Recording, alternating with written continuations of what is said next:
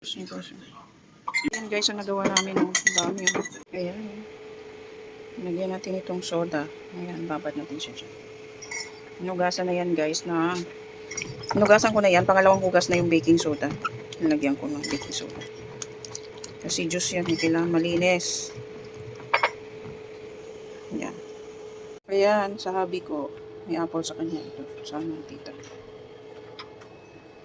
May tagalibo. Alisan natin yung pipino na buto kasi uric yan ang buto.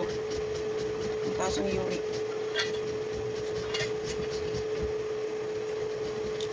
Carrots, kailangan ng carrots Baguio, hindi imported. Ako yung tagalis ng buto, yung tita ko yung taga-kad-kad.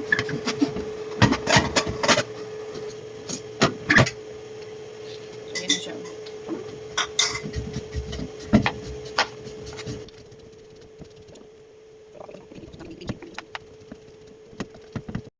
Ayan, magkakayot tayo ng carrots. Carrots, magkakayot na. Bago i-blend. So, blender para mabilis maka-produce ng juice. Ayan siya, oh. Ayan, carrots. Tapos na siyang magayat. Ayan. I-blend tayo ng juice. Gawing juice. Oops. Ingredients, all ingredients andito na. So, lalagay lang natin lahat. Ito, turmeric na ginrate na rin siya. Turmeric, pipino. Pipino, marami talagang tubig kahit inalisan ng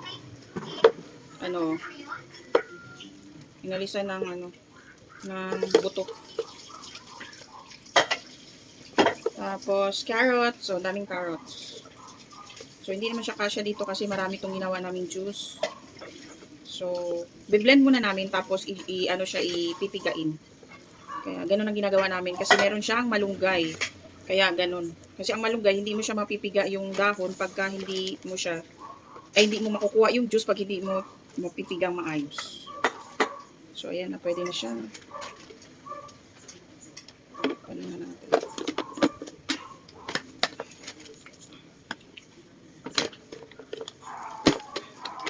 Lalak. Tapos,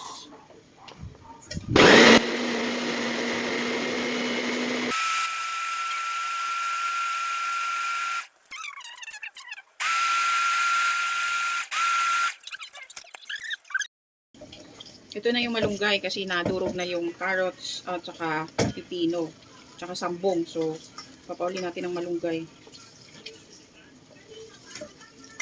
Kasi nag-water na yung nag-water na yung pipino.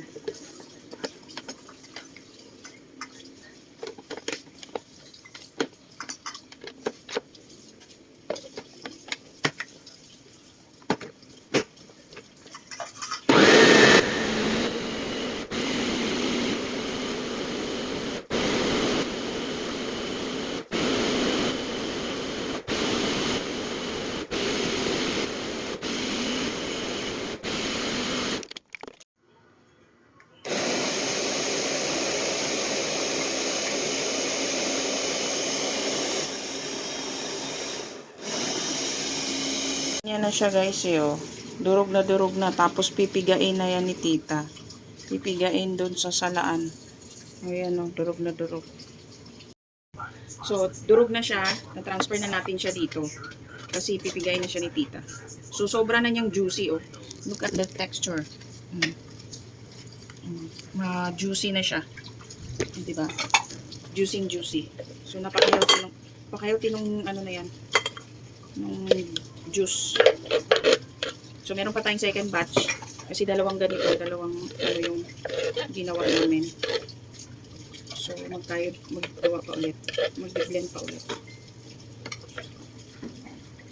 So, yan na siya. Yan. Ipigay ni tita. Tita, where are you? nagtatandem kami sa paggawa. So, diba? Meron pa tayong second batch. So ito naman ang ilalagay natin. Kasi hindi siya pwedeng sabay-sabay dahil ayaw magiling. Ayaw umikot ng maganda. So itong ginawa namin guys, ang daming malunggay. Kasi alam nyo na ang malunggay napaka-healthy. So, ayan.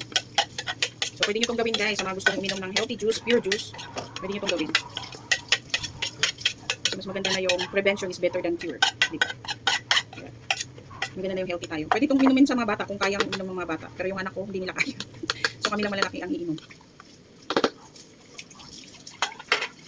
Turmeric. Dagdagan natin yung turmeric. Bawasan natin yung kay Dorme. So ayan, pangalawang ano na namin to, pangalawang ano na siya. Pangalawang batch. So madali lang siya kasi pag may ganito kang mixer or ano, may juicer din ako pero hindi ko ginagawa kasi hindi masyadong na-juice yung, hindi masyadong napipiga yung sapal doon, hindi masyadong napipiga yung juice. So malaki yung sapal niyan. So dito, maganda talaga na nadudurog siya tapos napipiga mo siya ng ano kasi manual yung piga.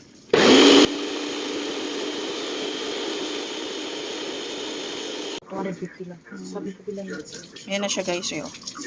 Pipigain na lang siya. Ito yung net ni tita, oh, yan. Malinis na yan, hinigasan. So pipigain na niya. Ayan, oh, nagpipiga si tita, oh.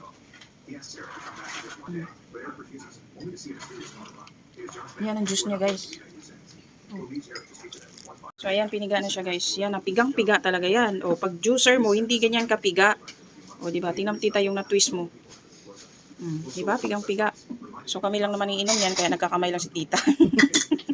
wala nang gloves. So ayan, diba? O, diba? Sobrang piga yan guys. O, yan ang iinumin mo before meal. Napaka-healthy niyan guys. O, diba? So healthy. Tsaka durog na durog. Pagka juicer lang, hindi ganyan kadurog. Diba? Happy, healthy lifestyle. Yan ang juice niya guys, yo. Yan ang purong-puro. Ganyan kadami ang iinumin mo. O, diba? O, yan. Ang dami, oh. Purong juice. Grabe. So, yan ang gagalagayan namin guys, yo. Yan ang nagawa.